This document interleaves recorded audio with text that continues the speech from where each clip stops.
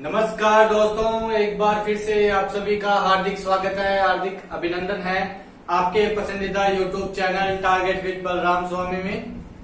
दोस्तों, हमने पिछली क्लास के अंदर अधिगम के सिद्धांत की शुरुआत की थी और हमने उसके अंदर थॉर्नडाइक सबसे पहले हमने व्यवहारवादियों के सिद्धांतों को पढ़ना शुरू किया था और उनके अंदर हमने थॉर्नडाइक और EP Pavlov Ivan Petrovich Pavlov के सिद्धांत को हमने पढ़ा।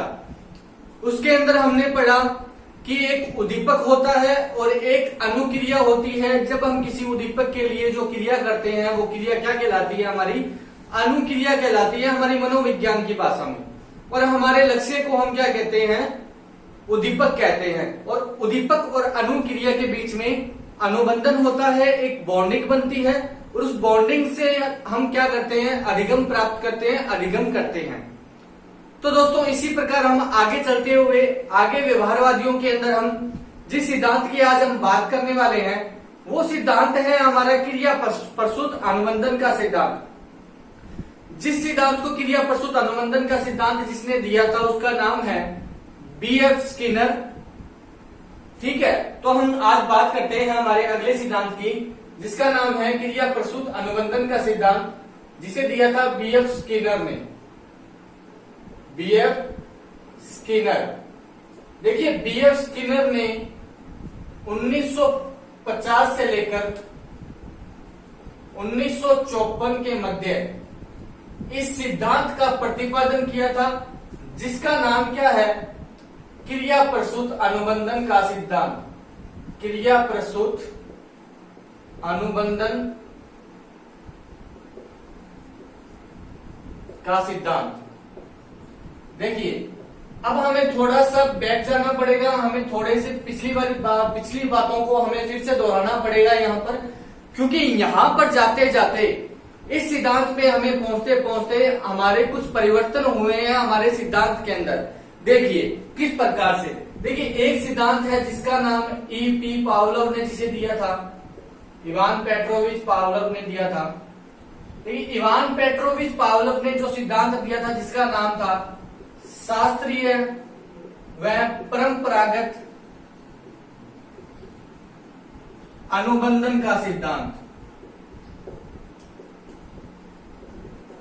और एक सिद्धांत दिया था थॉर्नडाइक ने जिसका नाम था प्रयास या त्रुटि का सिद्धांत।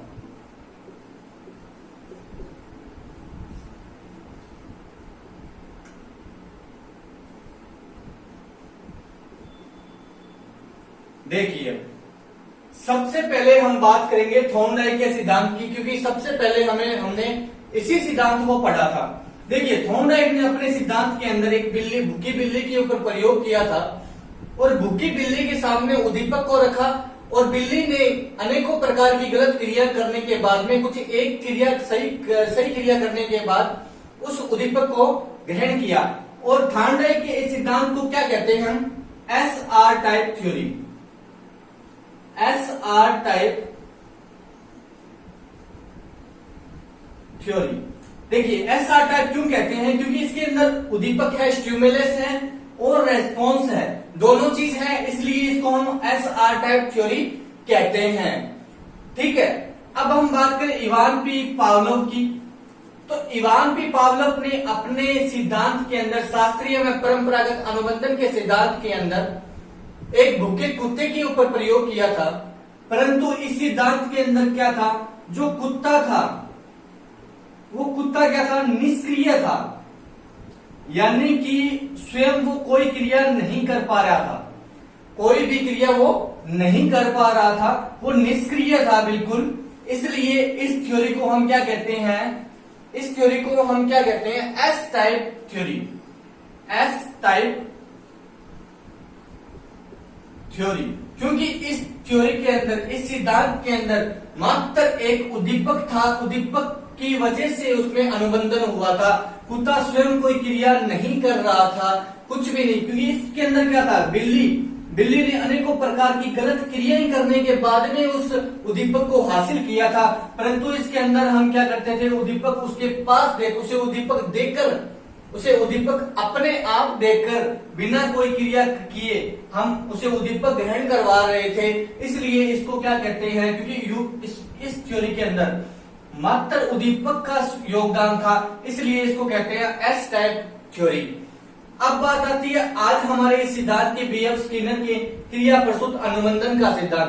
देखिए क्रिया प्रसूत अनुबंधन के सिद्धांत के अंदर बीएफ स्किनर ने एक चूहे के ऊपर प्रयोग किया, जिस प्रकार से थॉर्नडाइक ने अपने सिद्धांत के अंदर जैसे एक भूखी बिल्ली के ऊपर प्रयोग किया था, उसी प्रकार बीएफ स्किनर ने भी चूहे के ऊपर प्रयोग किया और एक चूहे को भी एक पिंजरे में रखा था। अब देखिए इस थ्योरी के अंदर क्या था कि इसे क्या कहते हैं, बीएफ स्किनर की इस थ्योरी को हम आर टाइप थ्योरी कहते हैं।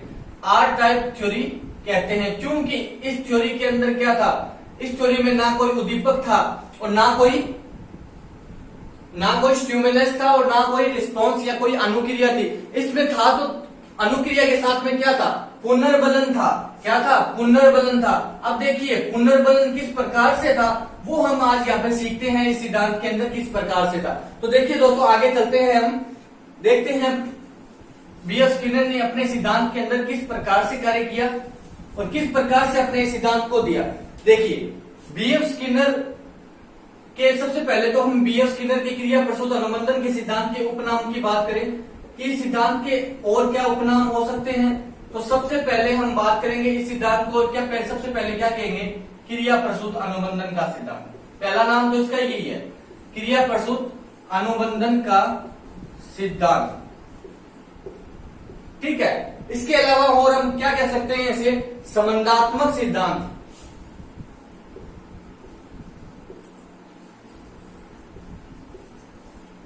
संबंधात्मक अनुबंधन का सिद्धांत, ठीक है। और इसे हम क्या कह सकते हैं, उत्सर्जित अनुबंधन, उत्सर्जित अनुबंधन। और हम इसे क्या कहते हैं, नैभैतिक अनुबंधन। ठीक है, इसके अलावा हम इसे क्या कहते हैं, सक्रिय अनुबंधन। क्या कहते हैं, सक्रिय अनुबंधन, जिसके अंदर मात्र और मात्र सिर्फ अनुक्रिया करने वाला यानी अनुक्रिया करता ही सक्रिय रहता हो, उस सिद्धांत को हम क्या कहते हैं, सक्रिय अनुबंधन।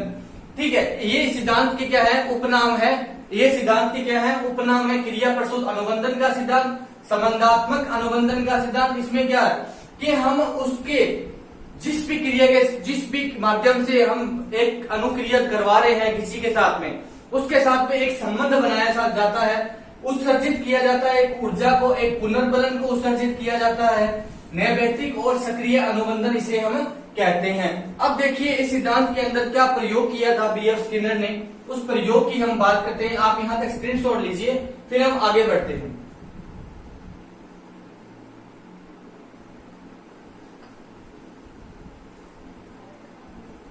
देखिए अब इस सिद्धांत का प्रयोग की बात करें हम कि इसमें सिद्धांत के अंदर प्रयोग क्या किया था।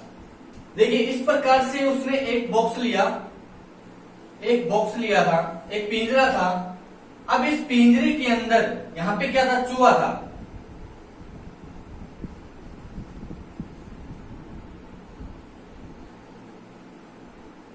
क्या था, एक चूहा था। और यहां पे इसने एक लीवर लगाया, एक यहां पे एक ऐसा बॉक्स रखा या बॉक्स बनाया। अब इस बॉक्स का जो कनेक्शन था वो इसके साथ था यहां, और इसके अंदर यहां पे एक लीवर था।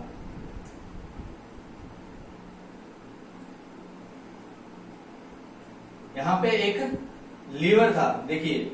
और यहां क्या रखा हुआ था, भोजन रखा हुआ था। यहां क्या रखा हुआ था, भोजन रखा हुआ था। ठीक है, अब ये भोजन यहां पे कैसे था, अब ये भोजन है यहां पे और ये यहां पे। यहां इसने क्या किया, इसको उद्दीपक नहीं माना। इसको क्या नहीं माना, इसे उद्दीपक नहीं माना, इसे क्या माना, पुनर्बलन माना। इसे क्या माना, पुनर्बलन माना। और पुनर्बलन को हम इंग्लिश में क्या कहते हैं, रिफोर्समेंट। और इसे हम किससे व्यक्त करेंगे, आर से व्यक्त करेंगे। इसने अपने सिद्धांत में कहीं भी उद्दीपक की बात नहीं की, कहीं भी इसने स्टिमुलस का यूज नहीं किया, और इसने इस चूहे को क्या माना, अनुक्रिया करता। क्या माना, अनुक्रियाकर्ता। और अनुक्रियाकर्ता यानी कि रेस्पॉन्स करता, तो इसे हम आर से व्यक्त करेंगे, इसको भी आर से और इसको भी आर से व्यक्त करेंगे। अब इस पिंजरे के अंदर कैसा था कि यहां जैसे ही भोजन रखा जाए और इस चूहे को भूख लगी, इस चूहे ने जब इस पिंजरे के अंदर कुछ, जैसे बिल्ली ने क्या किया, भूख लगने पर अनेकों प्रकार की गलत क्रियाएं की, तो चूहे ने भी उसी प्रकार उस बिल्ली की तरह ही अनेकों प्रकार की गलत क्रियाएं की, और गलत क्रियाएं करते करते इसका जो पांव था वो इस लीवर के ऊपर पड़ा, और लीवर के ऊपर, ये लीवर इस तरह से था कि इसके ऊपर कुछ भी पांव दबाव डाला जाए तो यहाँ रखी हुई कोई भी चीज क्या है वो अंदर आ जाती है। ठीक है, अब देखिए इस चूहे ने क्या किया, अनेकों प्रकार की गलत क्रियाएं करने के बाद एक सही क्रिया करते हुए इस लीवर के ऊपर अपना पांव रखा, और यहाँ रखा हुआ भोजन क्या है अंदर आ जाता है, और चूहे को क्या है कि भोजन मिल जाता है, और चूहा जो है वो भोजन ग्रहण कर लेता है। यानी कि उसको क्या मिला, सकारात्मक पुनर्बलन मिला। क्या मिला, सकारात्मक पुनर्बलन। देखिए बीएफ स्किनर ने अपने सिद्धांत के अंदर दो तरह के पुनर्बलन बताए थे, दो तरह के रिफोर्समेंट बताए थे, एक था सकारात्मक और एक था नकारात्मक। देखिए बीएफ स्किनर ने क्या कहा कि अगर यहां से भोजन अंदर आता है और चूहे को भोजन प्राप्त हो जाता है, यानी उसको एक सकारात्मक पुनर्बलन मिला। अगर मान लीजिए कुछ चूहे का पांव यहाँ पड़ता है और यहाँ से हथौड़ा आकर इसके मुंह पे लगता है, तो क्या हुआ, उसको नकारात्मक, क्योंकि अगर यहाँ हथौड़ा इसके मुंह पे आके लगता है तो उसके बाद भी ये क्रिया वो दोबारा नहीं करेगा। इसलिए बीएफ स्किनर ने कहा कि अगर व्यक्ति को सकारात्मक पुनर्बलन दिया जाए तो क्रिया का क्या होता है, दोहरान होता है। क्रिया का क्या होता है, दोहरान होता है, वो क्रिया को दोहराएगा। अगर व्यक्ति को नकारात्मक पुनर्बलन दिया जाए तो क्रिया के अंदर क्या आ जाती है, कमी आ जाती है, क्रिया में कमी आ जाती है। तो इस प्रकार से अपने सिद्धांत को समझाया था किसने, बीएफ स्किनर ने अपने सिद्धांत के अंदर, क्रिया प्रसूत अनुबंधन के सिद्धांत के अंदर। तो ये प्रयोग आपको समझ में आया। इस प्रयोग के अंदर क्या था कि चूहा जो था, इसने चूहे को क्या कहा कि ये तो है अनुक्रिया करता यानी रेस्पॉन्स करने वाला, और यहाँ जो भोजन रखा हुआ है वो उद्दीपक ना होकर एक पुनर्बलन का काम करेगा। अगर यहाँ से भोजन अंदर इसके लीवर, यानी कि चूहे ने अनेकों प्रकार की गलत क्रियाएं की और एक क्रिया सही की, उसमें इसका पांव यहाँ इस लीवर के ऊपर पड़ता है, और यहाँ से अगर भोजन अंदर आता है तो इसको क्या मिलेगा, पुनर्बलन मिलेगा, एक सकारात्मक पुनर्बलन मिलेगा, और फिर से दोबारा से वो क्रिया क्या करेगा, दोबारा वो चीजें करने लगेगा। यानी कि उस क्रिया का दोहरान वो दोबारा बार बार करेगा, क्योंकि उसको भोजन मिला है। अगर मान लीजिए यहाँ से हथौड़ा आकर इसके मुंह पे लग गया तो फिर ये इस क्रिया को दोबारा कभी भी नहीं करेगा, क्योंकि ये पुनर्बलन का काम करेगा। यहाँ पे जो भी चीज होगी वो पुनर्बलन का काम करेगी। और पुनर्बलन बीएफ स्किनर ने दो तरह के बताए, एक बताया सकारात्मक पॉजिटिव और एक बताया नकारात्मक यानी कि नेगेटिव। ठीक है, अगर सकारात्मक मिलता है तो व्यक्ति क्या करता है, क्रिया का दोहरान करता है, और नकारात्मक मिलता है तो वो क्रिया का दोहरान कमी नहीं करता, यानी कि उसकी क्रिया में क्या आ जाती है, कमी आ जाती है। अब देखिए सकारात्मक और नकारात्मक पुनर्बलन कौन कौन से हैं। देखिए एक तरफ हम बात करेंगे सकारात्मक पुनर्बलन की,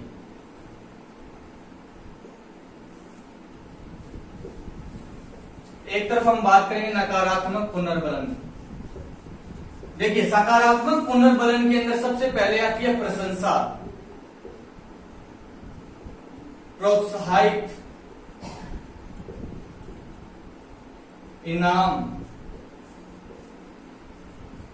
ठीक है, ये सब चीजें क्या है, सकारात्मक पुनर्बलन के भाग है। और नकारात्मक पुनर्बलन में सबसे पहले तो बात आती है दंड, मना करना, ठीक है, डांटना। ऐसी जितनी भी नकारात्मक प्रवृत्तियां हैं वो सभी चीजें क्या आ जाती है, नकारात्मक पुनर्बलन में आ जाती है। अगर किसी बच्चे को क्लास के अंदर आप दंड देते हो बार बार, तो क्या होगा, वो आपकी क्लास में आने से भय प्रकट करेगा, और एक इसमें भय भी होता है। देखिए अगर आप किसी को बार बार दंड देते हो, बच्चे को मारते हो, तो क्या आएगा, आपसे वो डरेगा और आपकी क्लास में आने से डरेगा, क्योंकि क्योंकि इसमें क्या होता है कि दंड के अंदर आपके आरटी 2009 के अनुसार आप कक्षा के अंदर किसी भी बच्चे को क्या है डांट नहीं सकते, मार नहीं सकते, आप सजा का कोई प्रावधान क्लास के अंदर नहीं होता है। इसलिए आप अगर बच्चे को दंड देते हो तो उसमें क्या है, एक बच्चे के अंदर क्या बनेगा, एक भय बनेगा आपके प्रति, और बच्चा फिर आपसे डरने लगेगा और आपसे वो पढ़ नहीं पाएगा। अगर आप बच्चे को बार बार मना करते हैं या डांटते हैं या उसे ये कहते हैं कि तू अपने भविष्य के अंदर कुछ भी नहीं कर पाएगा, तो क्या मिलेगा, उसे नकारात्मक पुनर्बलन मिलेगा और बच्चा क्या है अपने अधिगम से दूर हो जाएगा।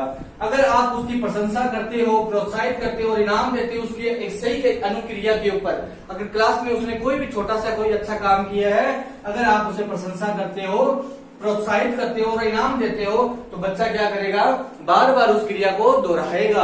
तो ये था क्रिया अप्रस्तुत अनुबंधन का सिद्धांत। अब देखिए इस सिद्धांत की कुछ प्रमुख बातें। देखिए इस सिद्धांत के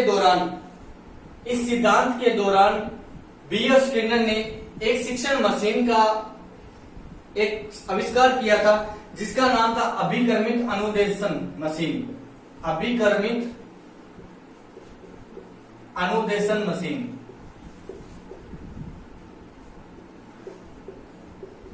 ठीक है, इस सिद्धांत के दौरान B.F. स्किनर ने अभिकर्मित अनुदेशन मशीन का आविष्कार किया था। पुनर्बलन को इसने अपने सिद्धांत के अंदर इसने अपने सिद्धांत में पुनर्बलन को सर्वाधिक महत्व दिया। क्या दिया, पुनर्बलन को सर्वाधिक महत्व दिया। अब तक जितने भी हमने सिद्धांत पढ़े उन सिद्धांतों के अंदर उद्दीपक को सर्वाधिक महत्व दिया जाता था, परंतु इसने पुनर्बलन को, रिफोर्समेंट को ज्यादा महत्व दिया अपने सिद्धांत के अंदर। इसने कहा कि प्राणी को सही अनुक्रिया करने के ऊपर, इसने कहा कि प्राणी को सही अनुक्रिया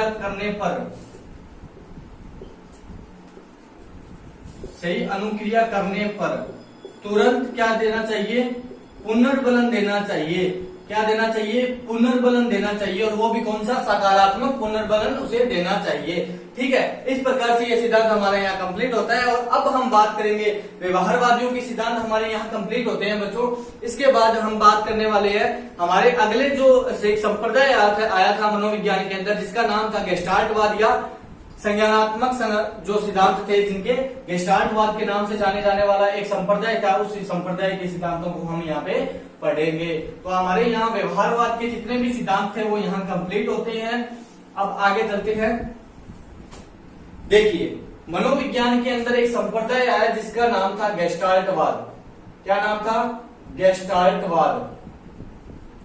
और इस गेस्टाल्टवाद के जितने भी अनुयायी थे उन अनुयायियों ने अपने सिद्धांत दिए। उन सिद्धांतों को इन्होंने क्या कहा कि हमारे जितने भी सिद्धांत है वो क्या है, संज्ञानात्मक सिद्धांत है। क्या है, हमारे सिद्धांत कौन से हैं, संज्ञानात्मक सिद्धांत है। जिन सिद्धांतों में इन गेस्टाल्टवादियों ने अपने सिद्धांतों में संज्ञान को महत्व दिया, इन्होंने संज्ञान को, व्यवहार को महत्व ना देते हुए, इन्होंने अनुक्रिया को महत्व ना देते हुए, इन्होंने अपने सिद्धांत के अंदर किसको महत्व दिया, सूच को महत्व दिया। इन्होंने कहा कि अधिगम जो होता है वो अचानक होता है, अधिगम जो होता है वो अचानक होता है, परंतु अधिगम क्या है, स्थायी भी होता है। इन्होंने कहा कि अधिगम जो है वो स्थायी होता है, परंतु व्यवहारवादियों ने कहा कि अधिगम जो है वो धीरे धीरे होता है, अचानक नहीं होता है, वो धीरे धीरे होता है। और अधिगम की प्रकृति क्या है, स्थायी नहीं होती है, अस्थायी होती है। ठीक है, व्यवहारवादियों के अनुसार। और इनके अनुसार क्या है कि अधिगम जो है वो स्थायी होता है, वो सूच के आधार पर प्रकट होता है और हमेशा अचानक से होगा प्रकट।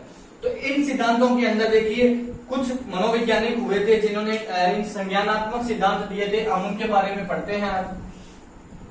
देखिए इनके अंदर सबसे पहला व्यक्ति हुआ था जिसका नाम था मैक्स वर्दीमर। मैक्स वर्दीमर। एक हुआ था इसमें कोहलर, एक हुआ था क्रुथलेविन,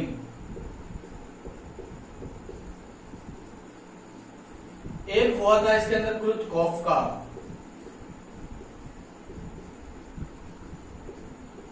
क्या हुआ था, क्रुथकोफ्का। ये चार मनोवैज्ञानिक इस सिद्धांत, इस गेस्टाल्टवाद के अंदर हुए थे। उन्होंने अपने अपने अलग अलग सिद्धांत दिए। ठीक है, इन्होंने अपने अपने अलग अलग सिद्धांत दिए। देखिए मैक्स वर्दीमर मैक्स वर्दीमर ने जो अपना नियम बताया था, एक जिससे बोला जाता है रिक्त पूर्तिता का नियम, एक नियम दिया था जिसका नाम था रिक्त पूर्तिता का नियम।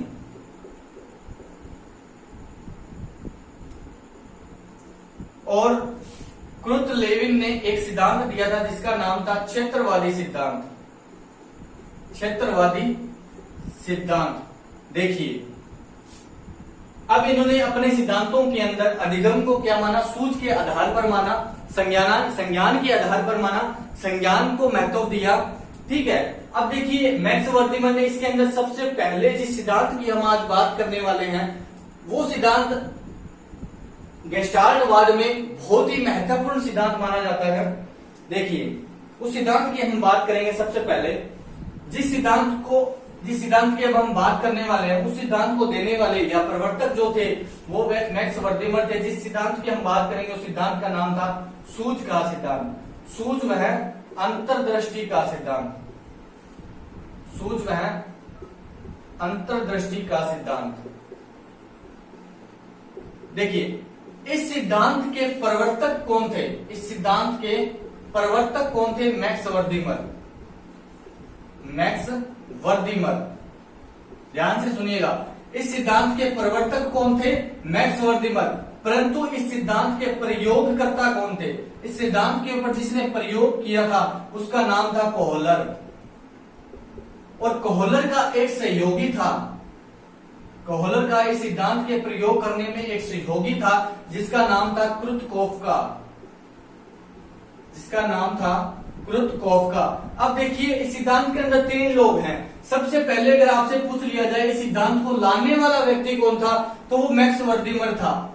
ठीक है, और ये इसका शिष्य था, कोहलर जो था ना वो मैक्स वर्दीमर का शिष्य था। अब इस सिद्धांत के ऊपर जिसने प्रयोग किया था उसका नाम था कोहलर, और कोहलर का प्रयोग किया था कुर्ट लेविन में, कुर्तकोफ ने। अब हमें किसके बारे में पढ़ना है? कोहलर के बारे में पढ़ना है। देखिए, कोहलर जो था वो एक अमेरिकी मनोवैज्ञानिक था।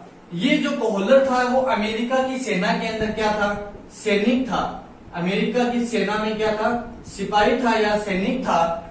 इसे एक बार सेना में जब ये नौकरी कर रहा था उस समय क्या है, इसे एक टापू पे जाने का मौका मिला। क्या कहाँ मिला? एक टापू पे जाने का मौका मिला। उस टापू के ऊपर इसने अनेकों प्रकार के क्या देखे? चिंपैंजी देखे।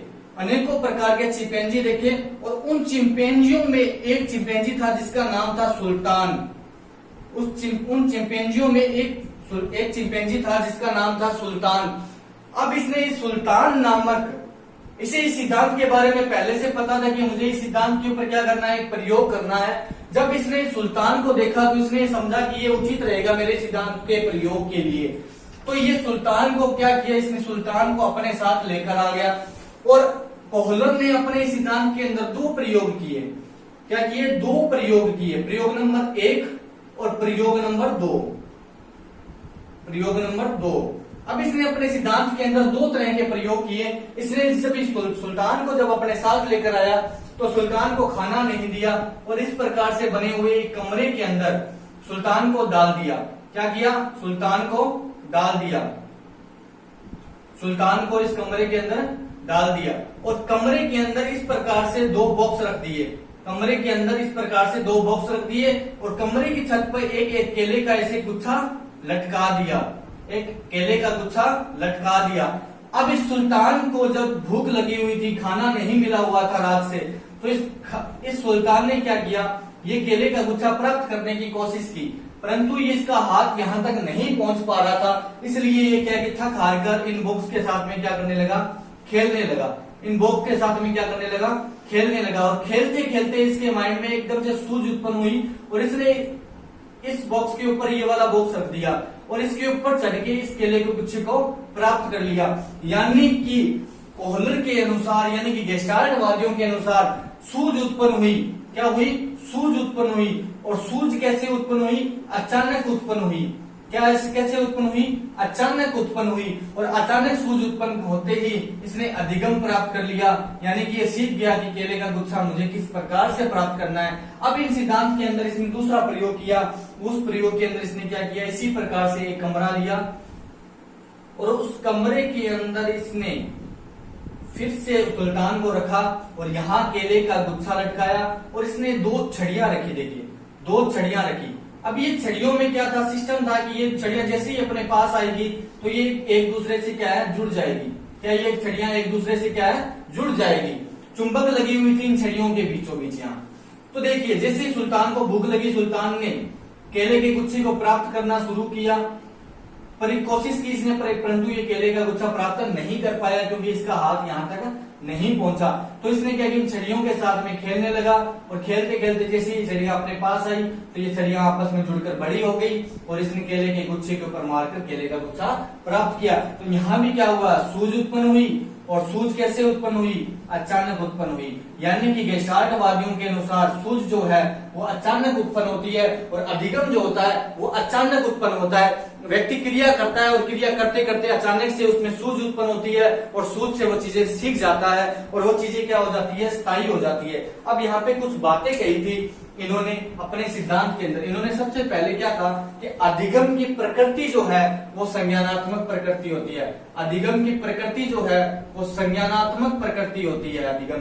अधिगम जो है वो संज्ञान पे आधारित होता है, ना कि उद्दीपक या किसी अनुक्रिया के ऊपर आधारित होता है, वो संज्ञान पर आधारित होता है। अधिगम जो होता है वो स्थायी होता है, अधिगम जो होता है वो अचानक होता है, अधिगम जो होता है वो अचानक होता है। ये इस तरह की बातें इन्होंने अपने सिद्धांत के अंदर कही थी। इन्होंने कहा कि अधिगम में समय नहीं लगता, अधिगम में समय नहीं लगता है। अधिगम क्या होता है, अचानक होता है, अधिगम में समय बिल्कुल नहीं लगता है। परंतु व्यवहारवादियों के सिद्धांत के अंदर अधिगम में क्या लगता है, समय। जैसे बिल्ली के प्रयोग के अंदर बिल्ली ने अनेकों प्रकार की गलत क्रियाएं की और फिर जाकर वो उसने एक सही क्रिया की, और परंतु वो भी चीज क्या थी, जैसे इवान पी पेट्रोविच पावलोव के अंदर क्या था, कुत्ते ने अनेकों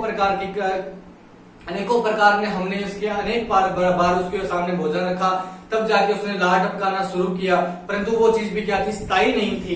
परंतु इन्होंने अपने सिद्धांतों के अंदर ये चीज समझाई कि जो अधिगम की प्रकृति होती है वो बिल्कुल स्थायी होती है, अधिगम स्थायी रहता है। अधिगम की प्रकृति जो होती है वो संज्ञानात्मक प्रकृति होती है।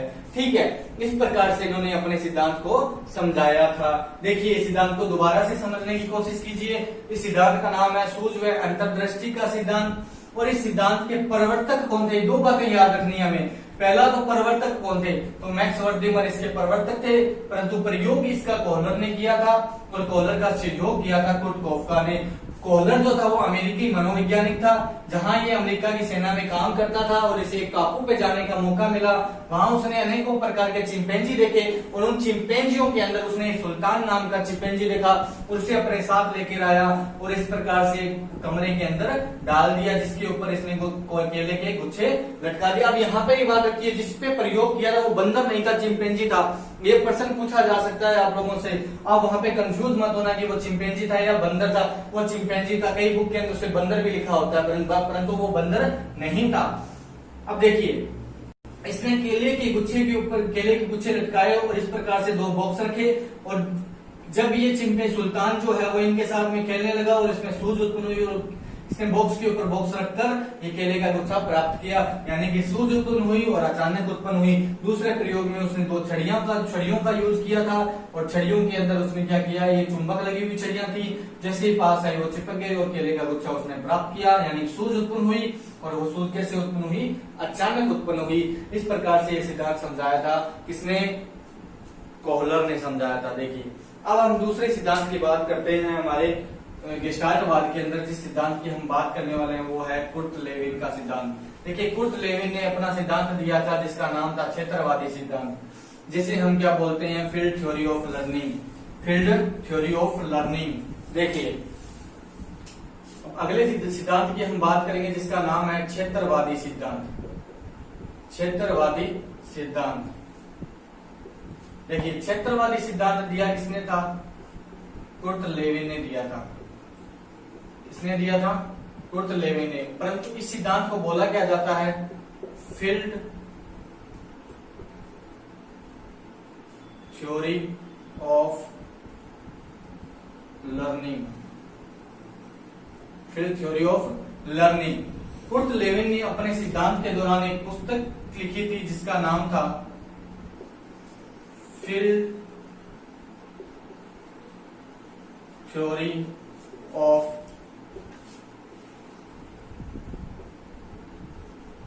Psychology. Field theory of psychology नामक एक उसने पुस्तक लिखी थी। ठीक है, ये जो कुर्ट लेविन था वो मूलतः क्या था, गणितज्ञ था। क्या था, एक गणितज्ञ था, इसलिए इसने गणितीय क्रियाओं के आधार पर अपने सिद्धांत को दिया था।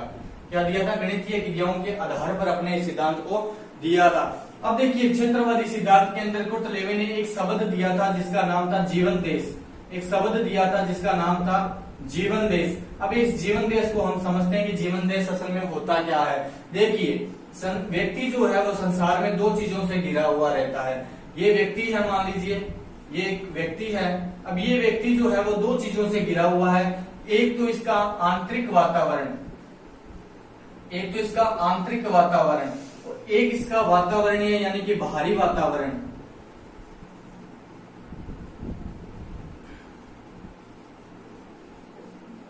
इन दो चीजों से वो घिरा हुआ रहता है। देखिए आंतरिक वातावरण की अगर हम बाहरी वातावरण की हम अगर बात करें तो बाहरी वातावरण में कौन कौन सी चीजें आती है, जैसे हमारा समाज, हमारा परिवार,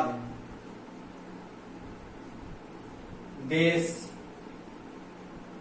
और क्या आता है, जहां विद्यालय भी होता है, जहां जाकर बच्चा जो है वो समाज के अंदर क्रियाएं करना सीखता है। देखिए आंतरिक क्रियाओं के अंदर उसकी बुद्धि, चिंतन,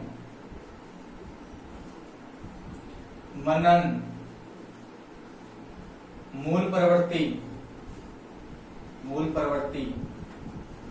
इस प्रकार से वो आंतरिक इन क्रियाओं के सहारे से, इन आंतरिक क्रियाओं के सहारे से व्यक्ति क्या करता है, अपनी बाहरी क्रियाओं के साथ में अंत्य क्रिया करता है। ठीक है, क्या करता है, अंत्य क्रिया, परिमार्जन करता है। क्या करता है, परिमार्जन करता है। परिमार्जन का अर्थ होता है किसी भी सिचुएशन में ढल जाना। ठीक है, यानी कि वो इन अपने आंतरिक संवेगात्मक क्रियाओं के बल से क्या करता है, संवेगात्मक क्रियाओं के बल से, संवेगों के आधार पर, अपने बुद्धि के आधार पर, अपने चिंतन के आधार पर, अपने मनन के आधार पर क्या करता है, बाहरी वातावरण के साथ में क्या करता है, परिमार्जन करता है, संबंध बनाता है। परिमार्जन का अर्थ ये भी हो सकता है कि संबंध बनाता है।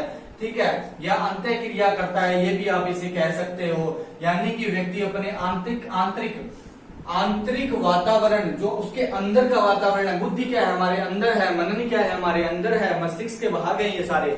ठीक है, इसकी बदौलत, इसकी वजह से क्या करता है, वो बाहरी वातावरण के साथ में क्या करता है, क्रियाएं करता है। ठीक है, ये बात हुई। और इस सिद्धांत के दौरान यानी कि कुर्ट लेविन ने जब अपना यह सिद्धांत दिया, उसमें एक शब्द दिया था जीवन देश, और यही प्रक्रिया क्या कहलाती है, जीवन देश कहलाती है। देखिए इस सिद्धांत के अंदर कुर्ट लेविन ने एक सूत्र भी दिया था।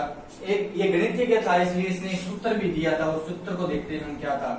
देखिए वो सूत्र था B बराबर P bracket F into E, sorry B बराबर F bracket P into E, ये सूत्र था। और ये सूत्र हमें याद रखना है और ये सूत्र कई बार पूछा भी जा चुका है एग्जाम के अंदर। देखिए सूत्र का अर्थ क्या होता है, B यानी बिहेवियर यानी कि व्यवहार बराबर F यानी कि फैक्टर। फैक्टर क्या होता है, कारक होता है। ठीक है, फैक्टर क्या होता है, कारक होता है। ठीक है, उसके बाद P यानी कि पर्सन। पर्सन यानी कि व्यक्ति। क्या होता है, पर्सन, व्यक्ति। व्यक्ति इंटू E यानी इन्वायरमेंट। इन्वायरमेंट क्या होता है, वातावरण। ठीक है, तो इस प्रकार से उसने एक सूत्र दिया था, व्यवहार बराबर कारक ब्रैकेट यानी व्यक्ति इंटू वातावरण, कि व्यक्ति जो है वो अपना व्यवहार करता है किसी कार्य की वजह से और एक वातावरण के सहयोग से करता है, अपने आंतरिक वातावरण के सहयोग से करता है। इस प्रकार से कुर्ट लेविन ने अपने एक सिद्धांत को समझाया, क्षेत्रवादी सिद्धांत को। इसमें हमें दो ही चीजें याद रखनी है, एक तो ये शब्द याद रखना है जीवन देश, दूसरा उसकी ये बुक याद रखनी है, और तीसरा हमें ये सूत्र याद रखना है। इन चीजों को आप याद रख लीजिए, ये सिद्धांत में आप कहीं भी माता नहीं खाएंगे। ठीक है, तो आज के लिए बच्चों अपनी क्लास में इतना ही रहेगा। इसके बाद में हम आगे अल्बर्ट बंडूरा का सिद्धांत पढ़ेंगे, रॉबर्ट एंड गेने का पढ़ेंगे और अधिगम स्थानांतरण को पढ़ेंगे। ठीक है, तब तक के लिए दोस्तों अगर ये क्लास आपको अच्छी लगी हो तो इसे लाइक और शेयर जरूर कीजिएगा। ठीक है, तो चैनल को सब्सक्राइब नहीं किया तो चैनल को सब्सक्राइब जरूर कर लीजिए, जिससे हमें आने वाले वीडियो की नोटिफिकेशन आपको प्राप्त होते रहे। तब तक के लिए दोस्तों आप सभी का बहुत बहुत धन्यवाद।